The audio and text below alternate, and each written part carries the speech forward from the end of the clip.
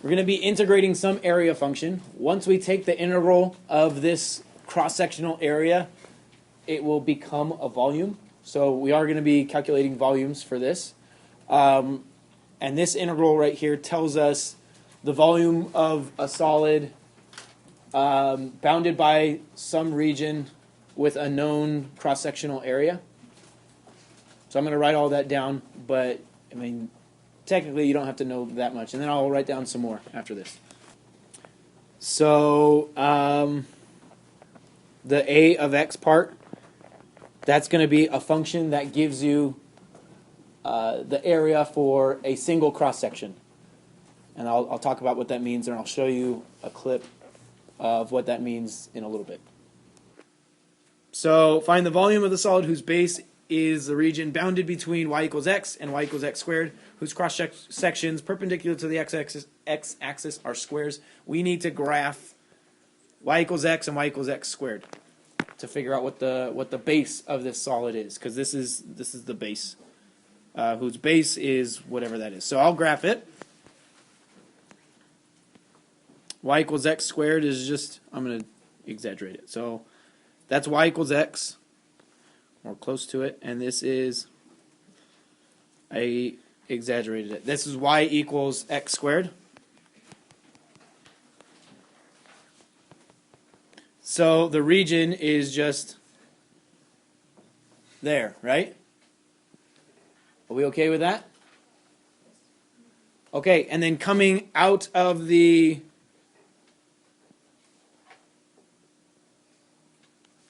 shape, can you see that at all? That's supposed to be one of the rectangles that we saw in the animation. That's like one of the rectangles. That it looks terrible. I'm going to try it again.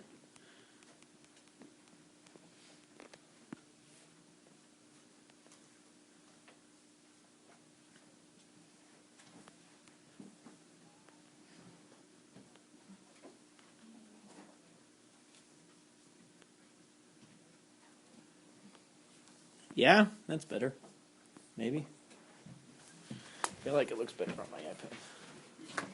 Can you guys tell what's happening? There's a rectangle. It's supposed to be a square. It looks like a rectangle right now. But it's supposed to be a square. I just didn't draw it that well. So that's the thing that we need to find the area for. Yeah? How do you get the area of a square? It's length times width. Well, in this case, if it's a square, it's just, yeah, the side length squared, right? Okay, so we need the side length, at least one of them, for this cross section. Like, how can we get that? Does anybody know? What's that? Yeah, it's like the radius from the other problems that we were doing. It's just this distance, right? That's a side length. So we can just say the bigger function, which is x, undo. So that distance would be x minus the smaller function, x squared. So that's the distance of the side of the cross section, yeah? So we're trying to find the area because our formula tells us if we integrate the area function, we get a volume. So I need the area of this in terms of x, and that would be x minus x squared quantity squared, right? That gives us the area of a single cross section. Depending on what x is, the area will change, right? If I have an x value that's really, really close to 0, I'm going to get a really small area because this makes a really small square. If I have the x value being somewhere towards the middle of this region, it's a bigger area, and then all the way at the end it gets smaller again. Do we understand that? And do we understand the area function? Okay, so the last thing that we need to do is put it in the integral. X minus x squared dx. How do I find the limits of integration?